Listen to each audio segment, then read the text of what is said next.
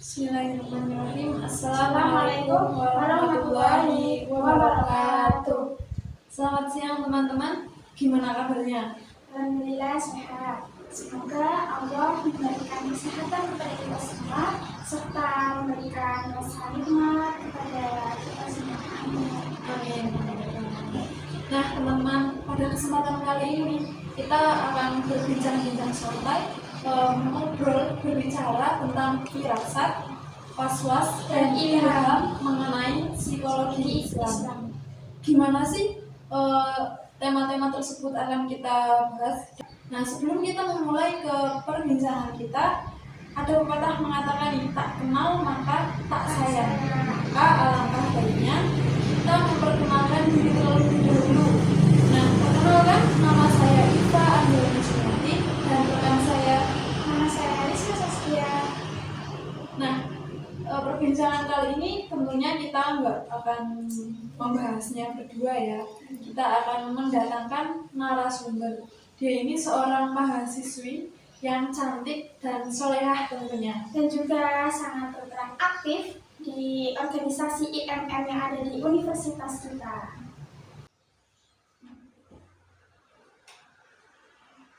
Halo Mbak Riri, Halo, gimana kabarnya? alhamdulillah baik. Nah, pada kesempatan kali ini nih Mbak, kita kan akan berbicara tentang was-was, firasat, dan ilham. Nah, tentunya kalau firasat, membahas mengenai firasat ini nggak asing lagi kan dengan kita. Nah, menurut Mbak Riri sendiri nih, gimana sih firasat menurut pandangan seorang muslim? Ini ya materinya menarik ya.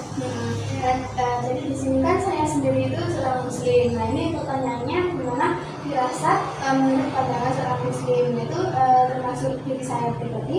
Yaitu firasat ini adalah kalau bagi seorang muslim, firasat itu ada benar adanya dan itu kuat karena Allah itu telah memberikan kepada orang-orang muslim yang hatinya bersih itu firasat atau kecerdasan dan berpikirnya untuk mengetahui kebenaran, supaya kita melangkah dalam kebenaran, langkahnya, pikirannya, dan kehendaknya menuju jalan yang lurus.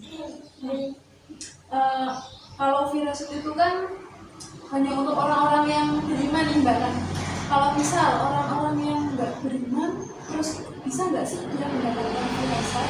Oh, kalau orang-orang yang beriman kan tadi sudah dalam Islam itu orang-orang yang beriman itu pasti mendapatkan firasat, karena firasat itu bukan petunjuk. Supaya apa? Supaya seorang muslim itu sendiri bisa dengan firasat itu untuk menjadi lebih dekat kepada Allah. Tapi ini kalau pertanyaan mengenai gimana dengan orang-orang yang non muslim itu banyak mungkin yang bertanya-tanya, mereka itu mendapat firasat enggak gitu.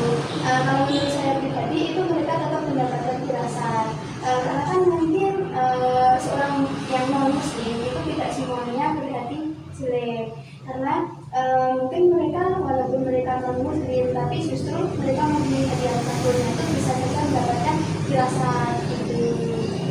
Nah, jadi kesimpulannya firasat itu hanya untuk mereka, hanya untuk orang-orang yang hatinya bersih. Yang bersih itu, karena di sini untuk menerima sebuah firasat itu hatinya kayak gimana ya? Maksudnya kan kita mengetahui hati orang lain. Kalau dari hati tersebut itu kotor, itu kan mungkin nggak bisa, karena kalau hati kita bersih, pikiran kita bersih, antara hati kita dengan hati yang lain itu kan ada perbedaan tersendiri gitu. Jadinya kayak mudah gitu. Nah, terkadang orang nih kalau merasakan firasat kan ada ya, gimana ya?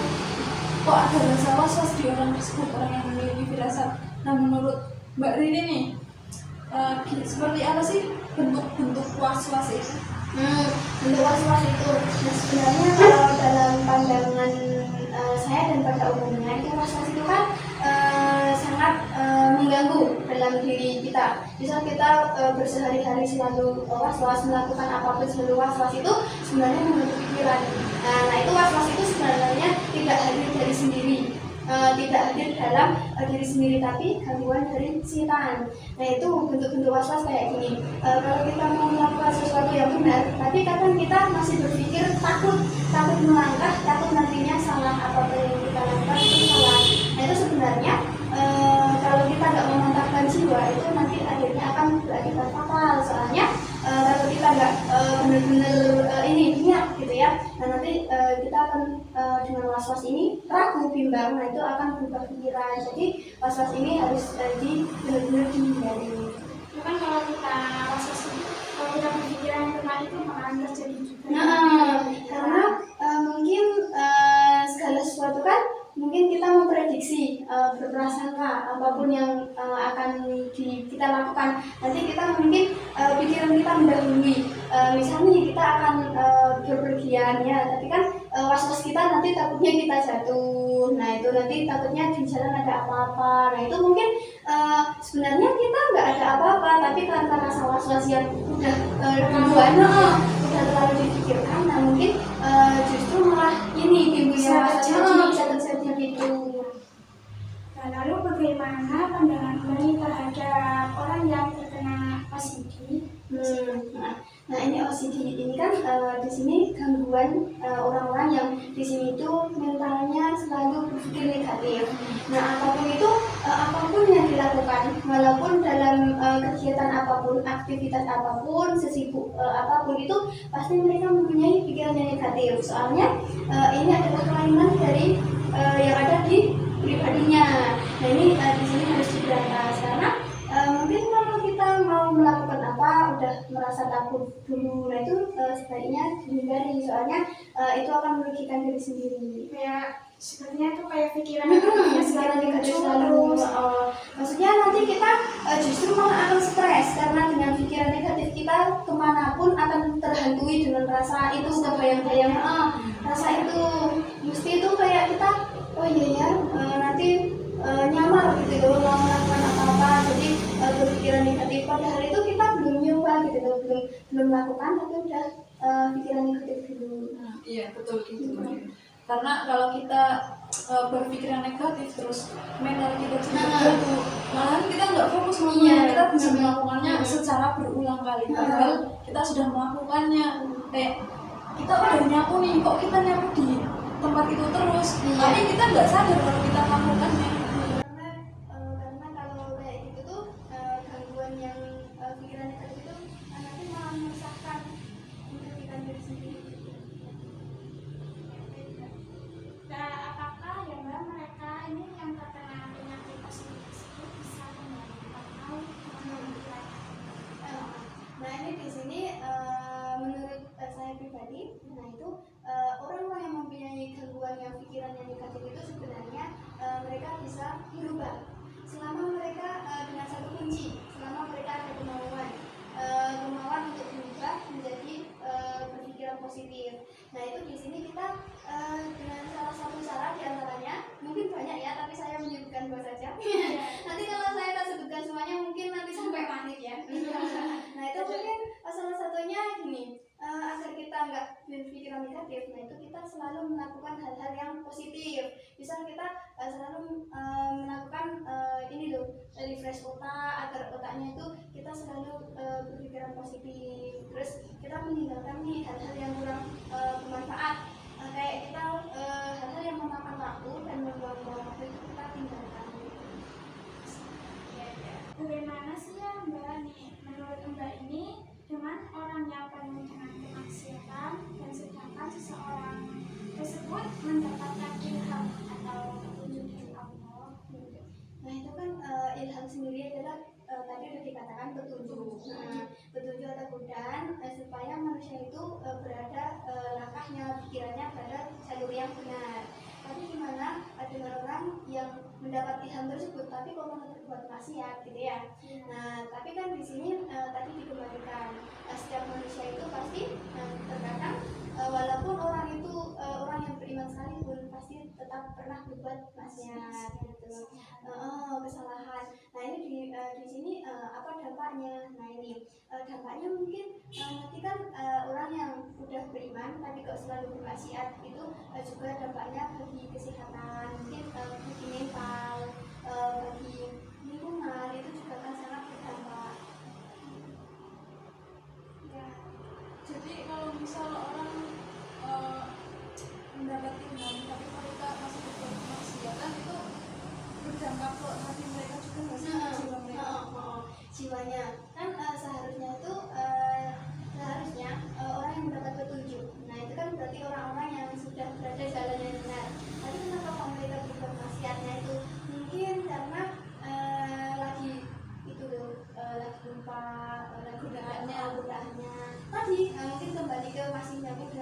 rasa was-was. Nah itu kan godaan setan juga. Mungkin kan setan tidak senang jika seorang yang telah mendapatkan ilham tersebut selalu lurus, langkah dan itunya selalu lurus. Nah itu mungkin mereka harus mungkin rasa was-was, terus karena was-was mereka gangguan yang kayak kurang itu negatif thinking. Nah itu mereka melakukan kemaksiatan. Yang pada saat itu juga imannya bisa Iya betul.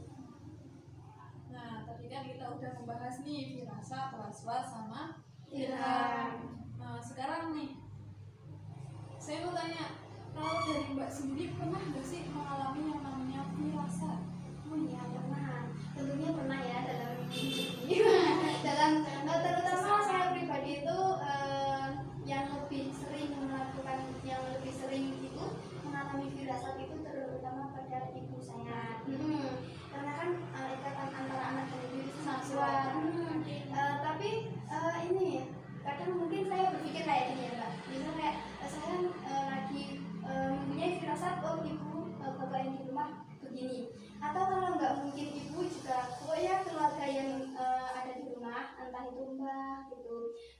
Kayak kan kemarin nenek saya, nah itu ada yang meninggal. Nah itu firasat saya itu kan udah gak enak banget.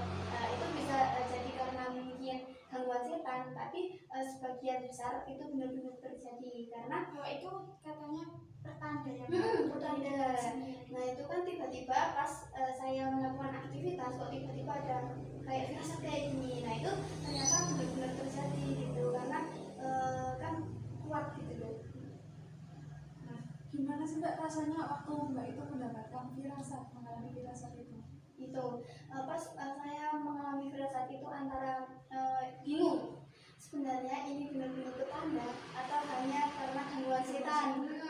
Karena di sini itu kan benar-benar terjadi, tapi saya kan tahunya setelah beberapa hari, bukan pas saya bukan karena saya tahunya itu bukan pas saya merasakan firasat. Jadinya saya agak ragu, oh ini benar-benar ada yang benar-benar terjadi atau mungkin karena hanya pikiran negatif saya gitu. Mungkin karena efek kecapean. Nah itu karena di sini karena tidak langsung diberitahu gitu, jadinya kita berangan-angan, ini bertanya-tanya, ini benar-benar nggak sih ini atau cuma halu saya gitu. Tapi ternyata itu benar-benar terjadi. Jadi di sini firasat itu benar-benar kuat. Nah, sebelum Mbak Riri mengetahui kalau firasat itu benar-benar terjadi, apa sih yang Mbak Riri lakukan? Apa yang kamu tanggapi juga sama Pas saya merasakan itu ya. Nah pas saya merasakan itu kan waktu itu pas waktu itu saya merasakan rasa itu kok ada kayak di sini ada rasa yang beda, Cemas, kayak ada ya. cemas, terus di sini kayak galau sedih, itu saya membayang-bayangkan gitu. Nah itu terus saya kan karena jauh dari orang tua, nah itu saya mencari-cari kabar, mencari berita, oh ternyata itu benar-benar terjadi. Terus saya di sini karena sudah tahu faktanya, sudah tahu ternyata apa yang saya rasakan itu benar. Nah itu di sini jadi saya bisa menyimpulkan kayak gini Kak. Oh benar-benar firasat itu kuatnya gitu. Selama kita kan mungkin hati kita sama hati orang tua karena ada ikatan yang kuat, mungkin kan sebenarnya terus ada kayak udah menyatu gitu loh. Apapun yang beliau rasakan kita juga ikut rasakan, entah itu sedih, bahagia ataupun apapun itu. ya mau sejauh apapun kita Iya, terus saya jadi bisa berpikir loh Kak. Kan ini walaupun kita terhalang oleh jarak, kan kalau saya di sini pas lagi di asrama ini sama kedua orang tua yang ada di Magelang sana kan juga terhalang jarak, dan kita juga terhalang komunikasi. Nah itu juga yang itu. Ya. Nah, kan kita udah membahas nih Mbak, kalau menurut Mbak nih firasat itu ada baik dan buruknya. Kalau firasat baik itu gimana sih Mbak, firasat yang baik? Nah, firasat baik itu kan tadi sudah kita jelaskan. Kalau dalam firasat baik, tentunya kita ini lebih mengetahui tentang banyak informasi untuk firasat baiknya. Nah, tapi untuk firasat buruknya, kita itu kayak berangan-angan loh. Kalau kita belum tahu kejadian aslinya, itu kita kayak berangan-angan lebih ke was-was. Nah, itu kekurangannya. Nah, berarti di sini dalam firasat buruk ini seharusnya kita nggak mempercayainya. Oke, Mbak Ririn, itu yang kita bahas kali ini, yang kita bicarakan kali ini sudah selesai, teman-teman. Nah, asik bukan berbicara mengenai firasat, was-was, dan ilham bersama Mbak Ririn. Semoga apa yang kita bicarakan kali ini bisa bermanfaat untuk teman-teman dan semoga bisa diterapkan kepada teman-teman semua. Apa yang kurang baik bisa dijauhkan, bisa dijauhi, dan apa yang baik bisa diterapkan dalam kehidupan kita semua. Karena kesalahan datangnya dari kita dan kebenaran hanya milik Allah Subhanahu wa Ta'ala. Cukup sekian yang bisa kami bicarakan. Kita bisa bertemu lagi di lain kesempatan, di lain waktu dan di lain tema berikutnya. Terima kasih kepada Mbak Ririn yang telah memberikan informasi. Itu juga saya mengucapkan terima kasih karena sudah diberikan kesempatannya. Nah, ini di sini juga asik sekali ngobrol dengan bapaknya. Gitu ya. Nah, terima kasih teman-teman. Semoga al-kolami wa maisturun.